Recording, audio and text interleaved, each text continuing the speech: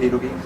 I think each Halo game has certainly evolved, not only in-game and the gameplay features, but the way we approach and create games at the studio. I mean, with each game, our teams have gotten larger, our features have gotten more complex, there's just more content to build, and each game becomes more and more ambitious. And Reach, is being the biggest Halo game yet and the most ambitious game yet, has definitely required us to build games differently. And I think learning how to do pre-production better and having a great plan up front and having a strong vision and having the whole team working together collectively towards one common goal that we all understand from the beginning is something that certainly wasn't the case at the start of Halo 2, for example. So I think at the end of every project, there's always a point where Bungie looks back on what went well and what didn't go well and what could be improved upon. And we hope that with each successive game, you get better at and more efficient in how you build that.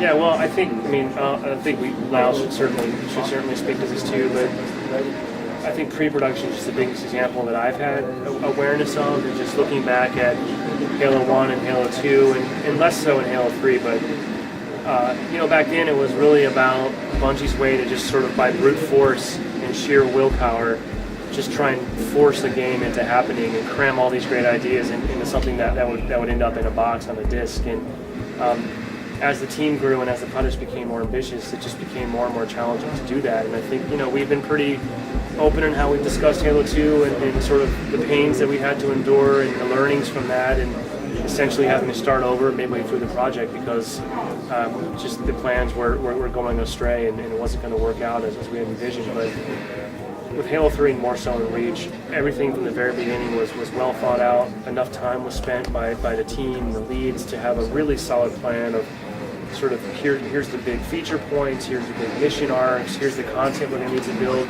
here's the technology that we're going to have to invest in. And everyone, by the time the whole team really came to speed and started working hard and in earnest on Reach, everyone knew exactly what we were doing, how we were going to get there, and everybody had confidence that was going to work. Well, Halo 3, yeah, we still had we did have more pre-production and more planning in Halo 3 than we did in Halo 2, and with Reach it was even more so. But like even at the beginning of Reach, part of pre-production is not only defining what is Reach going to be, what are we going to do going forward, but let's look at what we just did and let's make sure that we're learning from that and figuring out ways to be more efficient internally and to make the best possible product. So it's looking back and looking forward at the same time. That's good. That pretty much sums up. I mean,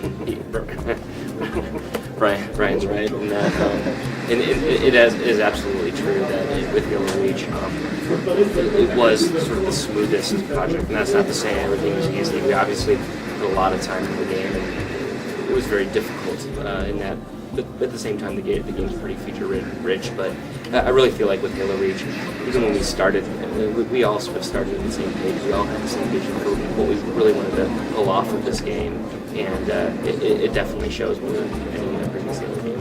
An example of something that we look back on that worked great for Halo 3 that we had to do again for Reach was the multiplayer beta. I mean, for Halo 3, it was like 800,000 plus people were part of that. It was something that we had to do because we had all these new features like Forge and save films and file sharing, and certainly without that beta, Halo 3 would not have been the complete experience that we were ultimately able to produce, and with Reach even more so. So we knew no matter what from the very beginning, we have to have a multiplayer beta for Reach, and we have to push these systems even further. So that was something that we just learned through experience, and it's hard to imagine not doing that ever again because the beta was just so valuable for us.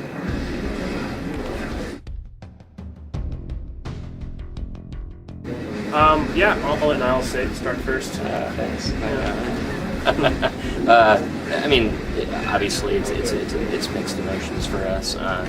We're both really happy and excited for us. We're really excited to see people's reaction to Reach.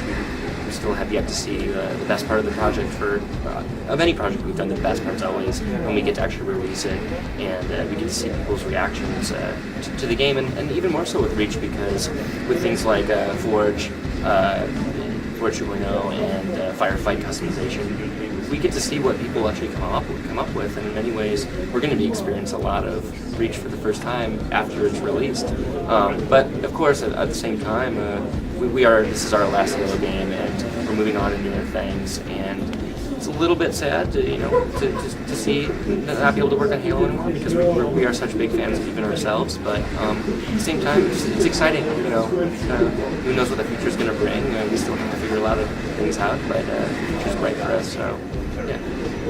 Yeah, same thing. Most of the team, I think, it's an equal split of definitely exciting to know that we feel like we've made the best Halo game yet, and we're going to go out with a bang, and we're going to give our fans something that we think is going to be really special and that we can all be proud of. But it's also going to be really great to sort of spread our wings, and people that have spent almost 12, 13 years of their lives working in this universe have a chance now to face a whole new set of challenges and try something totally different, and see if we can do it again and create something special for the next 10 years. But I think in a couple months it'll probably sink in that we're not going to touch Halo again, and probably be a little bit sad too.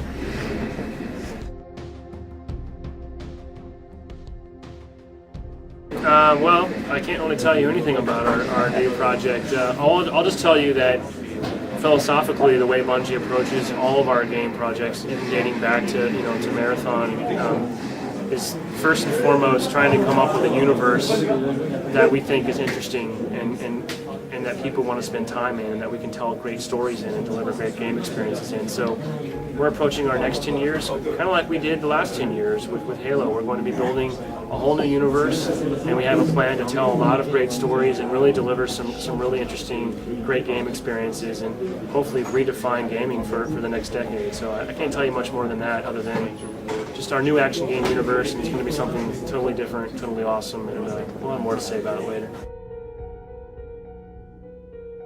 Well, one of our goals also, in addition to just moving into a new world and a new IP, is that we want to be able to share this new world and these new stories with an even larger audience. So our intention is definitely to develop our project for multiple platforms.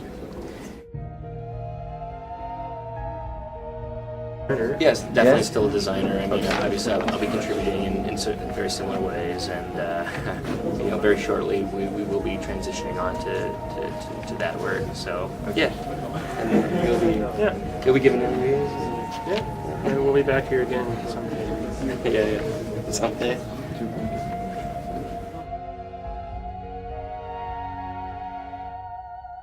I think you'll probably see a Brute or two in campaign, but just remember that at this point in the fiction, the Brutes are very different role than they did by the time we played Halo 3. The elites are still in charge, so the Brutes are sort of more kind of the brute force, strong arm, send them out there, the enforcers, if you will.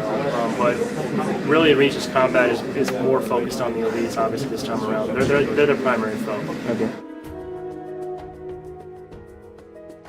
Oh no, the Brutes. No. I think once the Brutes kind of became not the primary sort of antagonist in the sandbox, some of that stuff went away. So there's no Brute Chopper in Reach. Okay, let's try. Drones of Halo 3 ODST and You haven't, have you? Haven't seen what? Drones, buggers? Are they in the game? Possibly. They're not in Firefight. Okay. Not in Firefight? There's no buggers in Firefight. Good? Well, I think, hearing Lars talk about it, he's our cooperative multiplayer design lead. He and his crew have been working on Firefight for a while. I believe that a lot of people just didn't really enjoy having buggers in Firefight, that most people seem to have a negative experience with buggers, so Lars and his team made the decision that it's probably best not to have them. Honestly, I don't really miss them when I play. I think, if you want something that's kind of hard to hit, that moves very fast, the skirmishers fill that role really well, and they're a little easier and more fun to fight against than the buggers were at times.